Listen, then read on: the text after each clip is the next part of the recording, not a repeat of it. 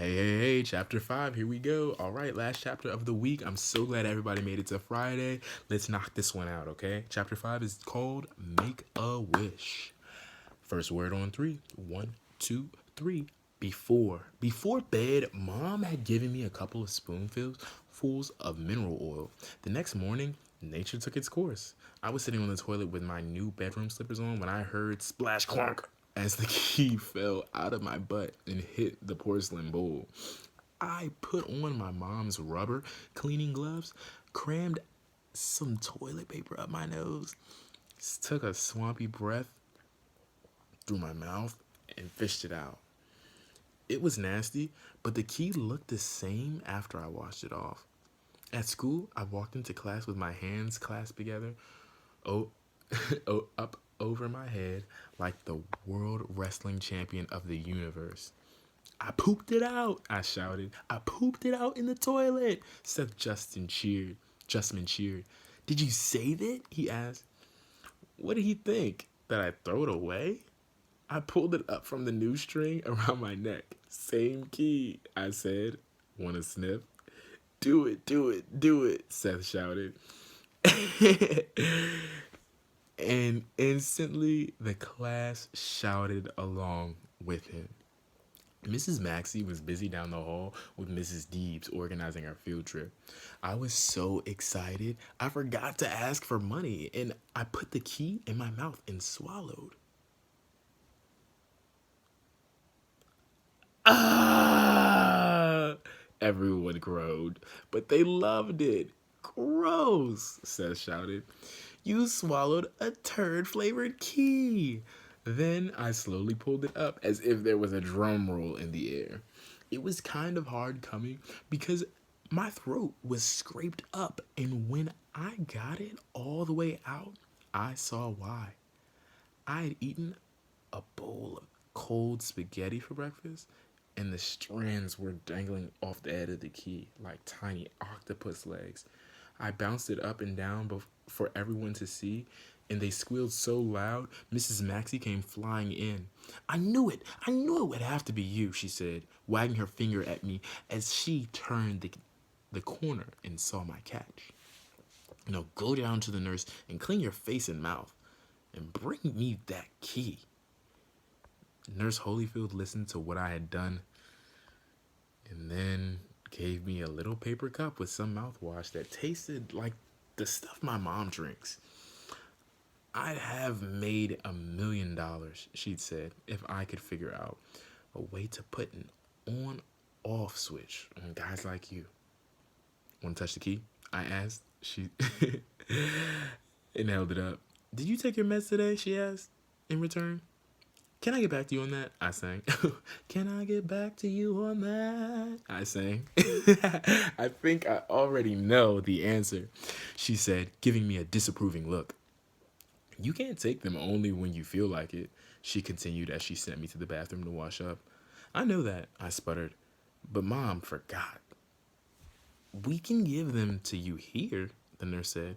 I have kids lining up every day for their meds. No way, I replied. Mom said no one is ever to give me medicine but her. Then, make sure you take it, she stressed. Do the right things for yourself. I am, I said. I'm washing my face when I looked up at her. She was shaking her head. You better get back to class, she said, and handed me a paper towel. You're a smart boy, but you'll fall behind if you don't keep at your work. How smart am I asked. Smart enough to know how to press my buttons, she said. Now scoot. Mrs. Maxey had cleared a spot on her bulletin board, and after I gave her the key, she thumbtacked it to the cork. Every morning your key goes up here, she said, and every afternoon you can pick it up. Now, do you know why I'm doing this? She asked. Can I get back to you on that? I said. Okay, wise guy. That's enough smart talk. For one day, she said.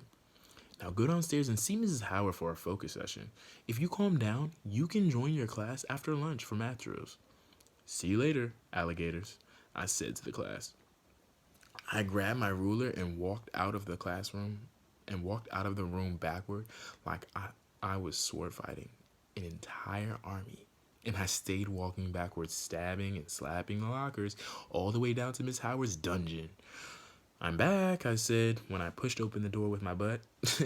Mrs. Howard was setting frosted cupcakes on everyone's desk. Oh, how nice to see you, Joey, she replied, and gave me a big smile. You're just in time for Harold's birthday party. I love parties, I said, right back and waved it to all the moms. They smiled at me and waved. I knew they would like me once they got to know me. Everyone did. Can I help? I asked. Yes, said Mrs. Howard. She pointed to a stack of rainbow party hats. You can pass those out. The kids who could put on their own hats to them, I left to themselves. But the ones who couldn't move so well, I helped until we all, even moms and Mrs. Howard and me, were wearing party hats, and we sang a very crazy happy birthday to Harold, who was in a neck brace and couldn't blow out his own candle. Whew. These are some long sentences, y'all. Why is he talking so long-winded? Did he take his medicine? I don't know, but it's making it hard for Mr. Ford to read. Mrs. Howard held the candle an inch from his mouth, and he just jerked his head back and forth and kept spitting little bubbles. But the flame hung in there, and we were gathered around him in a circle, and everyone was pulling for him like the candle was a fuse on a bomb, and we were all going to be blown to shreds if he didn't put it out. Harold kept trying, and still he had no wind in him. Just those little bubbles. And the candle was getting shorter and shorter, and whatever it was he wished for was not going to come true, but just sputter on the blue icing. I looked into his face as hard as I could, and it was like I heard him screaming inside, "Come on, don't just stand there, do something." I looked around at the adults, and they were all leaning forward, but were frozen as if they didn't know what to do next, but I did. Which meant it was up to me. What do you think he's going to do? Which meant it was up to me. Everyone wanted the candle blown out, so I stepped forward. Took a big breath.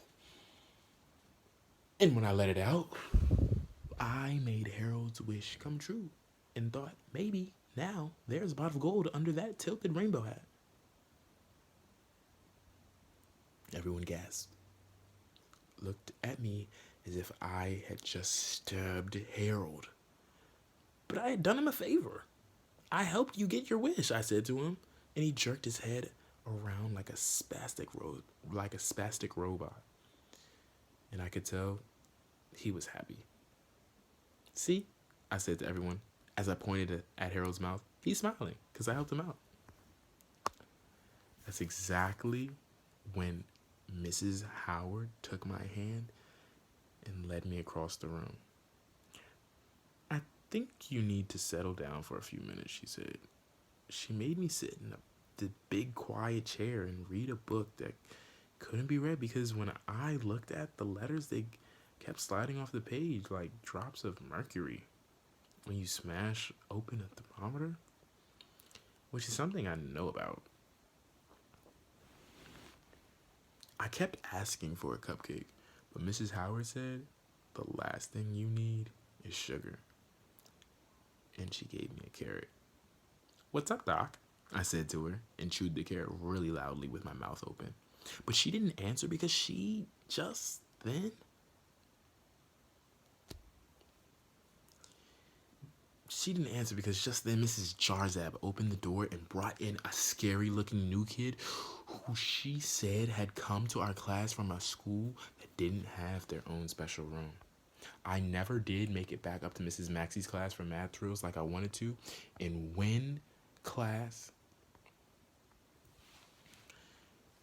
school was out, I walked home. That's when I found out I left my key on the bulletin board.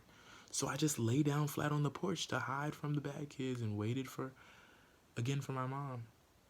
I was thinking about her all afternoon because of something I wanted to ask her. When she turned the corner, I ran up to her and tugged on her arm. Can I ask you a question? 1 minute, she said, and gave me her purse to hold. We went inside and she undressed and hung her dirty work clothes that smelled like bleach on the back of the bedroom door and put on her bathrobe. And all the time I kept saying, "Can I ask now? Can I? Just let me wind down for a moment while you tell me where your key is," she said. I told her about the bulletin board as I followed her to the kitchen and watched as she fixed herself a drink. She sat down at the breakfast table and opened the newspaper and hid her face behind the huge pages as if she were reading the wings of a giant butterfly. "Now, count 100 first," she said. I was counting the numbers off as if I was running down a huge flight of stairs and staring at the color of the photos of a car crash on the front of the newspaper. "Now?" I asked, after I had counted to 100. "Okay," she said, "fire away." "Did I eat paint chips when I was a baby?" "No, just potato chips," she said, and turned the page. "Well, did I ever fall on my head?" I asked. "Mostly your butt," she said. "Did you drink a lot when you were pregnant with me?" She paused, and I could tell the fun was over. Chapter 5, everyone. Way to go, way to go. We did 5 chapters this week. If you stuck in there with me all week long, definitely give yourself 10 additions. 5 for considering your impact and 5 for your engagement, because you independently did the best thing, and that was